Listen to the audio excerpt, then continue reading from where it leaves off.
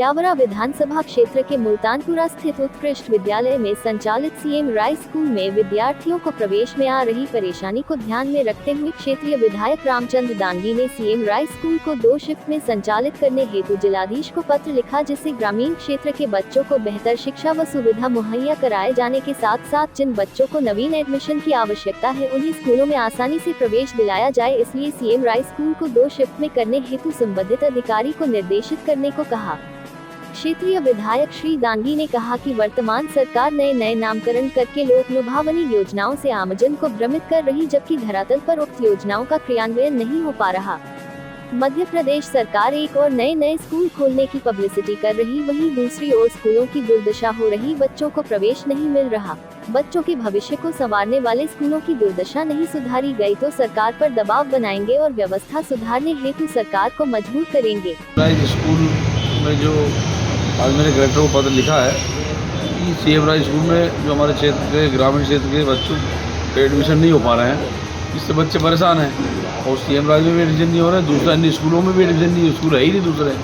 शासन एक तरफ तो प्रचार प्रसार करता है, पब्लिसिटी करता है पढ़ाने के लिए, हमने बहुत अच्छा विद्यालय खोल लिया, और दूसरी तरफ बच्चों के एडमिशन नहीं हो रहे हैं। ये सरकार की पॉलिसी बहुत गलत है। सीएम राय बच्चों में जितने भी बच्चे आते हैं सबका एडमिशन होना चाहिए।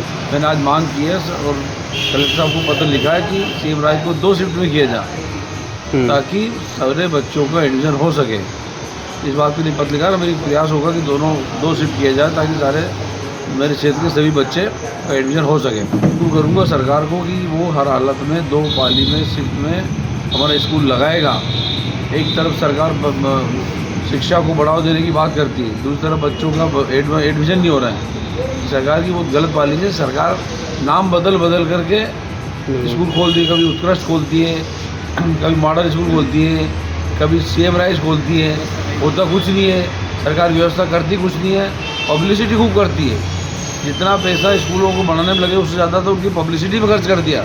मुख्यमंत्री बड़े बड़े विज्ञापन लगा देते हैं सीएम राय स्कूल, लेकिन बहुत दुर्दशा सीएम राय स्कूल की।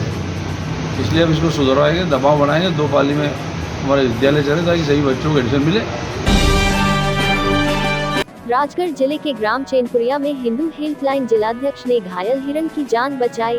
गौरतलब है कि जंगली कुत्तों के द्वारा उक्त हिरण पर हमला कर घायल कर दिया था, जिसके बाद हिरण का जीवन खतरे में पड़ गया था। ऐसी अवस्था में हिरण का बचना असंभव था, जिसकी सूचना महेश सोंधिया द्वारा हिंदू हेल्पलाइन के जिलाध्यक्ष रोहित शर्मा को दी, जिसके बाद श्री शर्मा मौके पर पहुंचे और हिरण को बचाया तथा उसे वन विभाग की टीम की सुपुर्द किया। श्री शर्मा ने कहा कि हिरण वन विभाग की मूल्यवान धरोहर है। उन्होंने चैनपुरिया ग्राम के लोगों का आभार माना और कहा कि गौमाता के साथ साथ हिरणों को भी संरक्षित करने की आवश्यकता है, क्योंकि यह भी देश की मूल्यवान धरोहर है। जीव को बचाने की कवायद करनी चाहिए। सनातन धर्म को बड़ा धर्म इसलिए कहा गया है क्योंकि इसमें जीव को मारने की इजाजत नहीं दी जाती है। जीव का रेस्क्यू करें, जीव को बचाने का प्रयास करें। जिस प्रकार से आज गौ माता परेशान हो रही हैं, तकलीफ में, कष्ट में है, लेकिन सोंधिया समुदाय के लोग निरंतर अपनी सेवाएं दे रहे हैं गौ माता को बचाने के साथ साथ। आज उन्होंने चमत्कारी तरीके से आज इस हिरण का प्राथमिक उपचार करवाया और अभी आप देख पा रहे हैं ये हिरण स्वस्थ है। ब्यावरा नगर पालिका परिषद द्वारा वर्षा ऋतु के पूर्व नगर पालिका अमले ने नगर के विभिन्न वार्डों में विशेष स्वच्छता अभियान चलाया था, जिसकी प्री मानसून ने पोल खोलकर रख दी। नगर पालिका के कतिपय जनप्रतिनिधियों ने सफाई कर्मचारियों से वार्ड की साफ सफाई और नालियों में से मलबा निकलवाने की मात्र औपचारिकता पूरी की। जनप्रतिनिधियों की मौजूदगी के बाद भी विशेष अभियान की धज्जियां उड़ गई।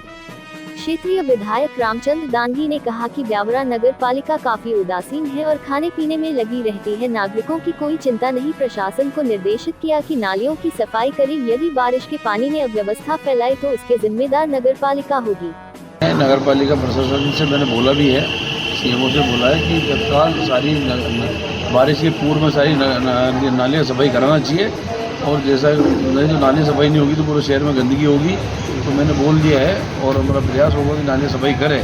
पर यहाँ की नगर पालिका बहुत उदासीन है, इस सब खाने पीने में लगे रहते हैं और नगर की जनता की कोई चिंता नहीं है। पर मैं फिर कह रहा हूँ कि सीएमओ से, यहाँ के प्रशासन से, कि नालियों की तुरंत सफाई करें। यदि नालियों में गंदगी हुई और बारिश में अव्यवस्था हुई तो उसके लिए जिम्मेदार पूरी नगर पालिका होगी।